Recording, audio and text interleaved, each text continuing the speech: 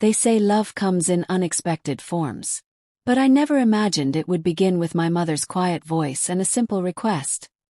One that would change the way I saw everything. My name's Adam, and for the longest time I lived like a ghost in my own home. After college ended, I moved back in with my mom, Sarah. I told everyone it was temporary, but deep down I just didn't know where else to go. I barely spoke, kept my headphones on most of the time, and avoided conversations like they were landmines. Across the hall was Lily, my older sister by 3 years. She had returned a few months before me after a bad breakup that left her shattered. We lived under the same roof again, 2 adults stuck in a childhood home, yet we couldn't have been more distant. We passed each other like shadows. No arguments, no fights, just silence that felt colder than words ever could. Mom noticed. Course she did. She always did. One evening, while the 3 of us sat in the dining room, she brought up Dad. It was unexpected. He'd been gone a few years, and we rarely talked about him. She mentioned his humming while he cooked, how he'd butcher foreign movie names just to make us laugh. Lily chuckled softly, but I couldn't. My throat tightened, my eyes burned, and I got up and walked out without saying a word. Later that night, Mom sat beside me on the porch. She didn't ask questions. Instead, she said, Lily still dreams about him. She thinks he'd be proud if she could just stop hurting. I didn't answer. Couldn't. But then she said something I couldn't forget. You both carry too much. Maybe you weren't meant to carry it alone. That stayed with me. The next morning I found Lily in the kitchen, lost in her own thoughts, headphones in. I sat across from her and said, Remember that camping trip in 2008? You tried to catch that frog and ended up in the river. She looked up startled, then smiled. You pushed me in. For the first time in years we laughed together. Really laughed. It wasn't some breakthrough. It was just a beginning. Something softened between us that day. Not the kind of shift you notice instantly, but one that lingers in the air after everyone else has left the room. In the days that followed, I started making small efforts. Not big gestures, just being there. Sitting in the same room. Asking simple questions. Remembering things she liked.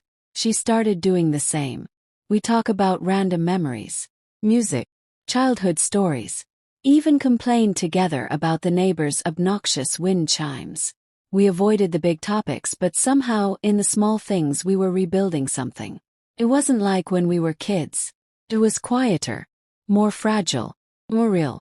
One afternoon, Lily opened up. She said it wasn't just the breakup that hurt. It was how much of herself she lost trying to please someone who never really saw her. He nodded. I know the feeling, I said. Trying to be enough for someone who's already looking past you. She stared at me, surprised. You never talked like this before. Maybe I didn't know how, I admitted. Something changed in that moment. The air between us felt different. Closer. We started spending more time together, on purpose. Late night tea. Reading on opposite sides of the couch. Laughing at old inside jokes. She'd save the last piece of chocolate for me. I'd leave a book by her bed I thought she might like. We were no longer trying to fix each other. We were just showing up. One night, I found her curled by the laundry room door, arms around her knees, breathing shaky. She was crying, trying not to be heard. I didn't say anything. I just sat down beside her and placed my hand gently over hers. She didn't pull away. After a few minutes, she whispered, I hate that I still feel this broken.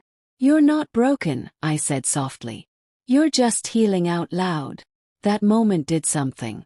It carved out a new space between us, one where we didn't have to hide, one where she didn't have to pretend, and neither did I.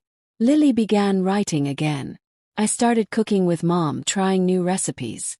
I even hummed while chopping vegetables, just like Dad. One night, Lily caught it and smiled. You sound like him. Maybe I needed to, I said. One evening we were walking in the backyard, and she reached for my hand. She didn't say anything. She just held it. And I held it back. Not because I had to, but because I wanted to. Mom saw it all. She didn't say much, but I noticed the way she smiled when she thought we weren't looking. One day, as I folded laundry, she asked quietly, "Do you love her?" Froze. "I don't know what to call it," I replied. "But it feels honest." She nodded. "Then let it be what it is. Love doesn't always follow rules." And maybe she was right. I wasn't sure when Lily stopped being just my sister. Somewhere between the shared silences and whispered pain, she became something else. Not labeled, not wrong, just more. More understanding, more comfort, more real than anything I had felt in a long time. There was one night I gave her a note. No big speech, just a folded piece of paper. It read, "I don't know what we're building, and maybe we don't need to know.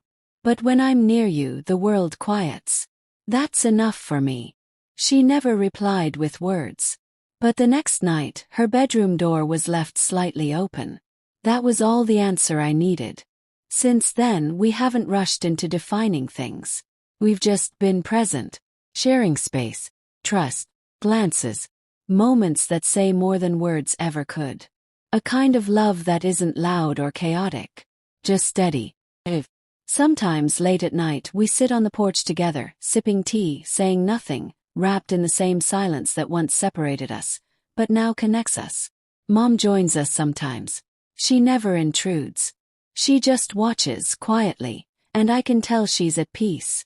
Not because she understands everything, but because she sees how we've healed in each other's presence.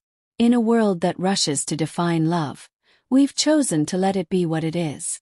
Unnamed maybe, but deeply felt. Whatever this is between us, it's ours. And for the first time in a long time, that feels enough.